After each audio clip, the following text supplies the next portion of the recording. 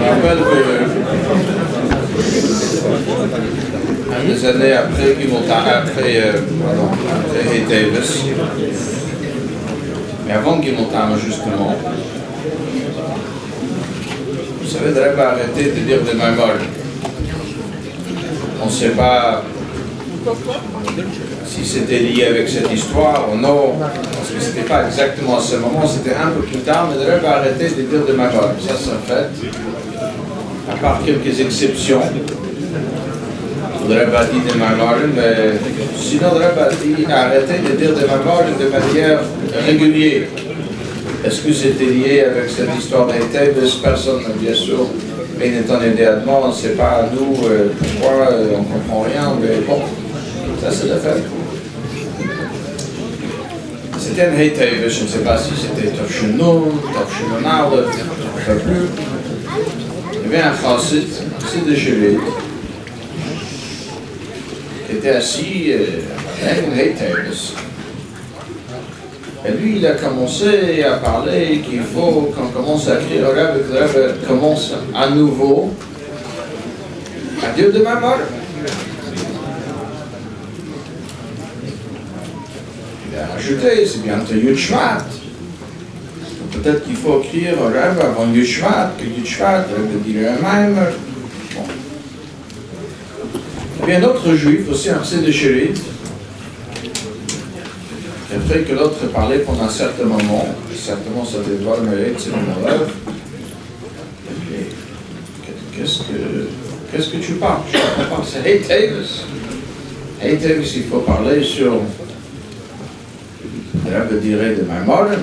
C'est Hay Davis, le Rebbe lui-même, que nous avons parlé, le Sis de Rebbe, même Kippur, il y avait quelque chose, donc on ne comprend pas encore une fois, mais il y avait quelque chose. Et finalement, ce jour-là, le Rebbe était soulagé, il m'a dit un kevavim.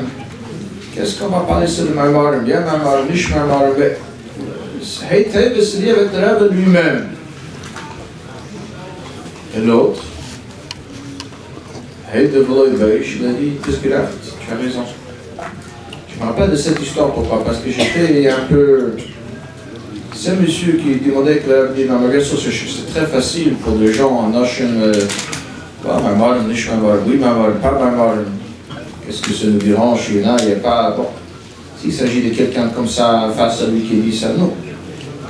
Mais ce monsieur qui a demandé de Maimorim, et ce monsieur qui lui a dit pourquoi tu parles de Maimorim, tous les deux, pour lui, un Maimorim de Rebbe, c'était important.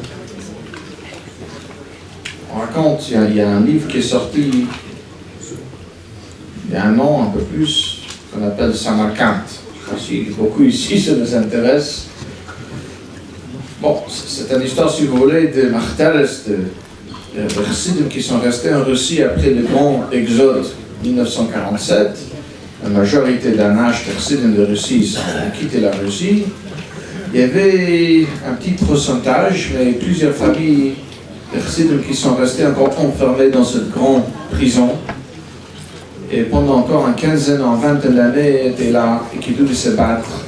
Ils étaient seuls, c'était très difficile. Ces familles-là sont sorties dans les années 60 ou 70. Et ce livre raconte un peu l'histoire de ces chassidim après le grand exode. Comment c'était dans la ville de Samarkand, Tashkent. Là-bas, il raconte une petite anecdote très intéressante. À cette époque, il faut dire, et même avant la guerre, c'était le cas. Il faut le dire, il n'y a rien, c'est un fait. Même si on va vous raconter le contraire, je prends tout à phrase. La vérité est que le seul, ou presque le seul juif froum en Russie avant la guerre, il n'y a pas de grands yeshivot en Lituanie, il n'existait plus ces yeshivot-là. Il y avait des yeshivot peut-être avec des borchim qui fumaient Shabbat, avec le tchouks, mais le juif froum, c'était le Chassidim Chabad, c'était le seul. Bon, à Kolponim, dans cette période difficile, il y avait un chassid de Sheleb, qu'on appelle Rumnitzer. C'était pas un Chabad, il n'y avait plus de chassidim en Russie, on va dire. même pas mignon. Il était là-bas, Samarkand, il me semble. Il avait un comportement un peu bizarre, ça veut dire un peu. Il priait le soir à minuit, il avait mis qu'il fait 3 heures du matin, il gênait beaucoup, des choses un peu. Beaucoup de sigouf et lui. Le Chassidim Chabad, non, on peut pas se moquer, mais ils n'ont pas pris au sérieux, on va dire. Quelqu'un qui fait des sigouf, il gêne beaucoup, qu'est-ce que ça vaut? Une fois, il y avait la main de Fotreface. Beaucoup ici ont entendu parler de la main de Fotreface. Il était un chassid lui-même qui a beaucoup souffert. Sa femme a quitté la Russie avec ses enfants beaucoup d'années plus tôt. Il est resté tout seul, bloqué. Bref, lui, il était à Samarkand. On a commencé à lui raconter, il y a quelqu'un à Rabbe, c'est de chez Rabbe de Riblitz, qui gêne beaucoup. Lui, il a commencé à s'intéresser. Ah oui, qu'est-ce qu'il fait? Il gêne. Combien il gêne? Il m'a dit qu'il fait froid. Donc, tout le monde était très étonné parce que le Mendel, comme on dit, c'était un echter chassid de Shirit. Ça veut dire un chassid de Shirit, je ne sais pas si on dit atypique ou typique, mais un vrai pnimi. C'est des choses comme ça, ne va pas l'intéresser, a priori. Lui, il commence à s'intéresser à ce qu'il fait, ce travail-là. Et quelqu'un là-bas qui dit, vous savez pourquoi le Mendel il s'intéresse? Parce que lui-même il sait qu'est-ce que ça veut dire aller dans un mikveh froid, lui-même il sait qu'est-ce que ça veut dire gêner, lui-même il sait qu'est-ce que ça veut dire. C'est pour ça que la marque de ce chapitre il ne repousse pas, il ne se moque pas. Ce que je veux dire, ce juif-là, pour nous c'est facile, le Rabbe de dire c'est de starter, il a été. Mais c'était quelqu'un que pour lui, le Rabbe de dire c'était très important. Très important. Et lui, lorsqu'on lui a fait comprendre, il a dit, ah, le Bisgraf, tu as raison, il s'agit de Rabbe lui-même. Que le Rabbe dire c'est important, ça c'est évident. Et pourquoi le Rabbe ne disait plus c'est on ne comprend pas, on ne sait pas pourquoi, c'était important. Bon. Mais que Heitev c'est quelque chose qui néguait le Rabbe lui-même, que quelques personnes pouvaient dire, encore une fois on ne sait pas pourquoi le Rabbe a pris tellement au cœur, mais le Rabbe a pris au cœur. Ça, c'est quelque chose que même quelqu'un qui comprend un peu l'importance de ce que veut dire que l'Arabie dit c'est ça complique, c'est de passer tout cela. C'est pas comme du Tesquis, c'est pas des guillouilles qu'on peut expliquer, qu'on peut être assis toute la nuit expliquer qu'est-ce que ça veut dire de ce travail par rapport à de sa claude, avant Peterburg, après Peterburg, tout ce qu'on sait sur Tesquis, le Gechalem, c'est pas Gechalem, bon bref, avant le Taïbes, c'est l'Arabie lui-même. Rabbe explique dans le Sichos de Parsha de Vayigash, on sait que le Bnei Yisraël se marquait dans le passage qu'ils sont arrivés, on dit le soir de Seder aussi, Beshivim Nefesh Yorda Beseder de Mitzrayim, on était 70 âmes. Lorsqu'on est descendu au Mitzrayim, et la question est connue, où est-ce que les 70, parce qu'on fait le compte, le calcul, il n'y a que 69. Tout le monde sait ce que Rashi dit. Lorsqu'on arrive au Parsha Shmaïs, maintenant il y a une nouvelle question. Il y a un nouveau nom qui apparaît, qui n'est pas apparu dans le Parsha Vayigash. Yechevet. S'il était le Mivoy Mitzrayim, de ceux qui sont arrivés à Mitzrayim, pourquoi ne pas mentionner dans le Parsha Vayigash? Le Teretz qu'elle est née, Mamesh Ben Hachem, c'est-à-dire en rentrant en Mitzrayim. Elle n'est pas née avant, on arrive à Mitzrayim. Elle n'est pas née une fois qu'elle était déjà à Mitzrayim non plus. Elle était née au moment même qu'on rentre en Mitzrayim. Et donc Rashi dit, c'est elle qui complète le chiffre de 70. Le Rabbe explique qu'il y en a deux raisons amenées dans le soir. Pourquoi, qu'est-ce qui signifie le chiffre de 70? Il y a une raison donnée, comme le Sanhedrin. Moshe Rabbeinu il a nommé 70 Kelim, 70 anciens, et c'est pour ça que oui, ça signifie les 70 de Sanhedrin. Une autre raison donnée, ça correspond à Shivim Umes, les 70 nations. Le Rav explique BMS, ces deux explications expliquent, si vous voulez, les deux inyanim pour un juif en Galout. On est rentré en Mitzrayim, c'était le début de Galout avec 70. Et il y a deux raisons pourquoi on devait rentrer avec 70, parce que ces deux raisons expliquent deux inyanim pour un juif pendant qu'il est en exil. On sait comme le Chassidut explique que l'exil n'est pas seulement, comme on dit, le Musaf Diyantav, que c'était une punition pour nos fautes. Mais tout d'abord, parce que c'était déjà dit à Abraham Avinu, Bebris Ben Absalom, pendant l'alliance qu'Hachem a fait avec Abraham Avinu, que Ger Yezeracha Beretz Lelahem, Vavad Levina Ismael Bemer Shana, c'est-à-dire qu'il y a un kavanah dans le Galus. Et c'est pour ça qu'elle a mentionné déjà au moment qu'Hachem fait cette alliance avec Abraham Avinu. Quel est le kavanah en Galus? Et là, il y a deux inyanim. Il y a un qui est lié avec le Sanhedrin, et l'autre qui est lié avec le Mosaïman. On peut l'expliquer, ces deux inyanim, selon ce que le Rav explique dans un autre endroit, dans Parashat Vayechi. On vient de rentrer dans Parashat Vayechi. Lorsque Yankiv va bénir, il va donner le brachas aux deux enfants de Yosef qui sont nés avant que Yaakov n'arrive à Mitzrayim, Ephraim et Menashe. Dans le parasha de la semaine dernière, lorsque Ephraim et Menashe sont nés, la Torah nous explique pourquoi Yosef les a nommés Menashe et Ephraim. Menashe qui était le Bechor, c'était l'aîné. Yosef il va le nommer Menashe pourquoi? Il veut me faire oublier de la maison de mon père.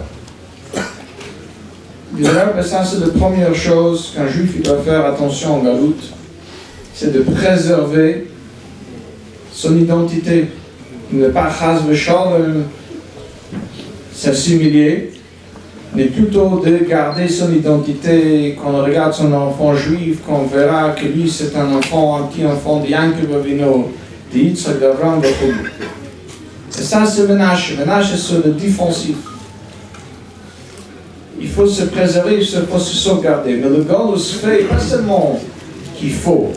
Le Galus en fait, elle révèle, elle dévoile le corps de l'émouna d'un juif. Parce qu'avant qu'il descende en Galus, lorsque les choses sont évidentes, les choses sont faciles, on ne voit pas le tokef, la force de l'émouna d'un juif. On ne voit pas la force de son identité, si vous voulez, de son neshama. Ce qu'une fois qu'il descend en Galout, qu'on voit en lui qui peut finalement faire face même au pire des nisyonotes et qui reste un juif. Ça c'est Menashe. Après Menashe vient le deuxième étape Ephraim. Si je peux rajouter, c'est qu'une fois qu'on a Menashe, c'est là qu'on peut avoir Ephraim. Qu'est-ce que c'est Ephraim? Ephraim c'est qui Yifran Elokim Eretz Ani. Quand Kadosh Baruch Hu me fait fructifier. C'est-à-dire, on ne s'en suffit pas seulement avec le défensif, qu'on va garder notre identité, mais on fait aussi le lien d'Ephraim, ça veut dire de fructifier, d'éclairer, d'aller sur l'offensif. Ces deux inyanim s'appliquent pour chaque juif, c'est la réalité de chaque juif en Galout, comme un individuel, et comme le peuple juif, pour le peuple juif de manière qu'on est collectif. Qu'est-ce que je veux dire avec tout cela? Parce que ça arrive à Nisaïm, il y a un de Heiteves en fait. Heiteves, comme nous avons dit, le Rav a dit c'était un kitruk, c'était quelque chose, le Shalom contre le Messias de Rav lui-même. Et le Rav a expliqué pourquoi quelqu'un pouvait faire une telle erreur et penser Chaz v'Shalom que Chaz v'Chalil, c'est une erreur, mais il pouvait lui dire qu'il n'est plus B'chaim, c'est plus comme avant. Et quelle est la héros de Rav a dit? Que le contraire. Par la veille de chaque chassid qui va lui-même étudier chassidut, il va faire miftzaim, il va faire afat sameh anaschut, c'est comme ça qu'on va voir l'ignan de Hu B'chaim. Mais chaque nisaïm, comme nous avons dit avant, comme le Rebbe Rashab a dit pour Yitzhak Kislev, même s'il a dit avant, c'est schwer zu sagen, ça veut dire c'est difficile à dire qu'une telle souffrance, mais celui qui a dit, et il a dit quand même si c'était difficile pour lui de le dire, après une telle histoire de Heiteves, chacun se comprend qu'il y a deux Inyanim ici. D'un côté, lui-même, son amouna, peut-être c'était pour renforcer son iskachus avec le Rabbe, c'était Inyan Pnimi, ça c'est lié avec le Sanhedrin. C'est Inyan Pnimi, c'est quelque chose lié, c'est entre juifs, on va dire, entre chassidim. S'il n'arrive jamais à une telle histoire que Heiteves, non, il peut dormir un peu. Mais maintenant qu'il est arrivé à une telle histoire, se réveille chacun. Ayam Helen Iskarim Benasim, parce que ça arrive tel jour comme Heiteves, on se rappelle ce qui s'est passé. On se rappelle qu'il y avait quelqu'un, même si c'était une erreur, c'était un shaker, mais il pouvait faire un tel shaker. Et ça, quand le Rabbe a dit, c'est ma faute. Le Rabbe n'a pas dit moi, le Rabbe a dit chacun, mais nous, on peut dire nous ou moi. Chacun peut dire peut-être c'était ma faute, que moi je dois encore me renforcer de mon iskachus avec le Rabbe. Renforcer de mon amouna. Et c'est comme ça que personne ne pourra faire une telle erreur, même si c'est une erreur, mais même l'erreur il ne pourra pas faire. Ça c'est la première chose. Après il y a un deuxième lien avec le 70. Ça c'est Shiva Mumas. Chacun doit bien sûr, après qu'il préserve son identité comme un chassid, qui lui-même, il a chassid même dans son morus, il apprend chassidus, il est me couche avec le Rabbe, il prend le Rabbe, il vit avec le Rabbe lui-même. Mais il n'oublie pas qu'il y a Ephraim, qui Ephraim est le Kimberetz Ani. Et ça aussi, ça fait partie d'Atzem, parce que quelqu'un, comme le Rabbe a dit, il est actif, ça montre que lui-même il est vivant. Quelqu'un qui mérite Tzmayan Aschut, c'est quelqu'un qui fait le Miftzayim, quelqu'un qui propage autour de lui le Siches de Rabbe, les enseignements de Rabbe, on sait que lui-même il vit avec, et lui-même il est vivant.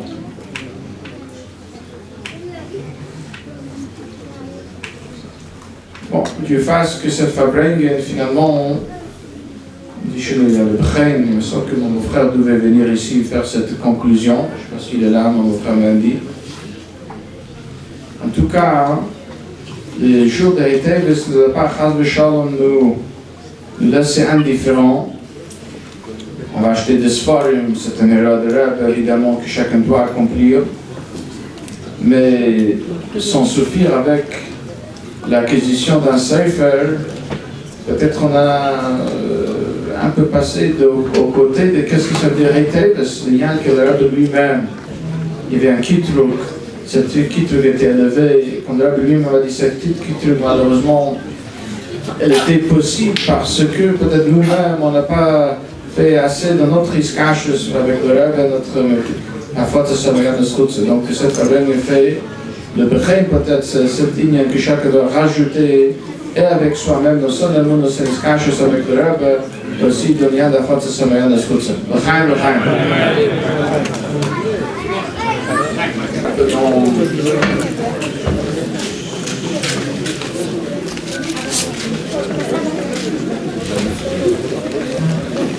Nous avons parlé que Heiteves se liait avec le Rabbe lui-même, plus qu'avec les Mamorim, plus qu'avec toute autre chose.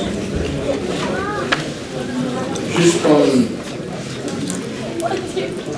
tout le monde sait que ce soir c'est un peu une situation un peu bizarre, difficile, je ne sais pas comment l'appeler, le définir.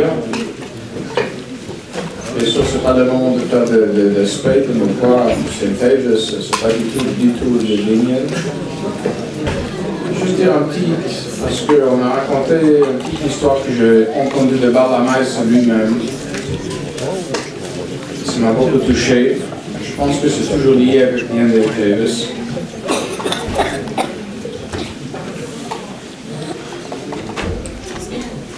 Il y a un juif d'un certain âge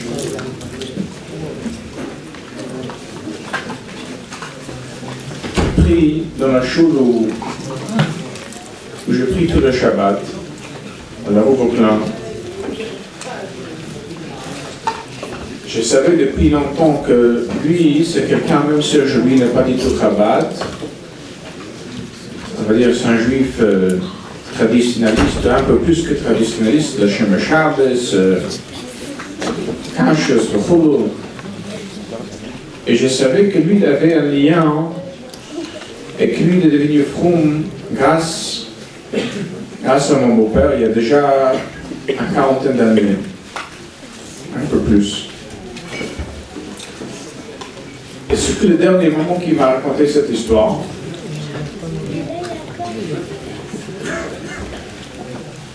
il y a un soir que c'était juste après que mon beau-père est venu ici après ce mariage.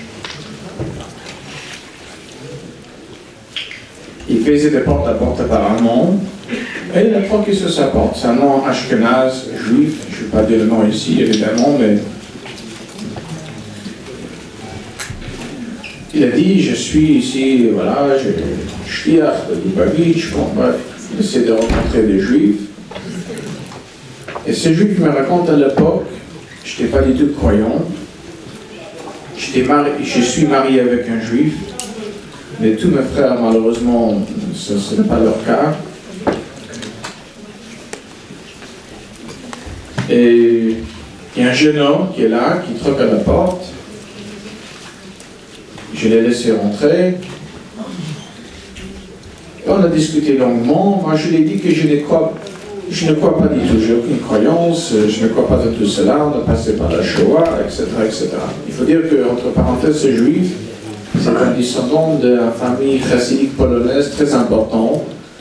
Et son arrière-grand-père ou arrière-arrière-grand-père était même un rabbi chassidique. Bon. Il dit, moi je lui ai dit, je ne crois en rien. Il dit, ce jeune homme en face, c'était mon beau-père, était un homme très croyant. Et il m'a dit, écoute, on va faire, j'ai entendu cette histoire de lui-même, hein. C'est pas de mon beau-père que j'ai entendu cette histoire, d'un juif qui est pris dans ma chose, parce que ça m'a beaucoup touché. Il dit, écoute, on va faire un deal, je ne sais pas comment on a dit en français, mais un marché. Un marché. Moi, je crois vraiment que lorsqu'un juif il met le tefillin, ça lui influence. Moi, je crois que toi, tu as un schéma, tu y crois. Je ne crois pas lorsque tu dis que tu ne crois pas. Tu vas mettre le tefillin, j'étais prêt à perdre le tefillin. Si au bout d'une semaine, vous sentez qu'il n'y a rien qui a changé chez vous, à ce moment, c'est là. Vous me rendez le tefillin, c'est tout. Mais soyez honnête. Je pense que vous connaissez ces juifs-là, M. Assouline. Si jamais, je vais voir la manière que vous réagissez, et je sais que vous le connaissez maintenant. Si jamais, au bout d'une semaine, vous sentez qu'il y a quelque chose qui a changé chez vous, au moins, soyez honnête, vous me dites. Vous allez me dire qu'il y a quelque chose qui a changé chez moi. Au bout de quelques jours, je l'appelle, je dis, écoutez, revenez et reprenez le tefillin. Il dit, ah, rien qui a changé chez vous. Je lui dis, au contraire, je commence à avoir peur. Reprenez tout de suite le tefillin. Pour ce juif-là, il est devenu un juif rond, il est toujours là, il a un certain âge, lui et sa femme. Son fils, on peut dire, il est pratiquement un chassid Lubavitch. Il y a des petits-enfants de Cholo. Donc c'est simple pour vous montrer quelqu'un lorsqu'un chassid est vraiment dévoué.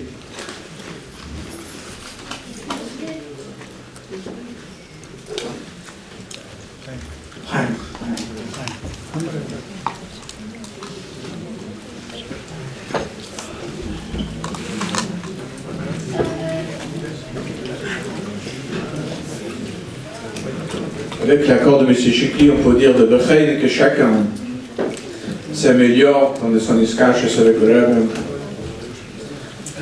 Voilà, ça c'est la fin de Fabling officiel.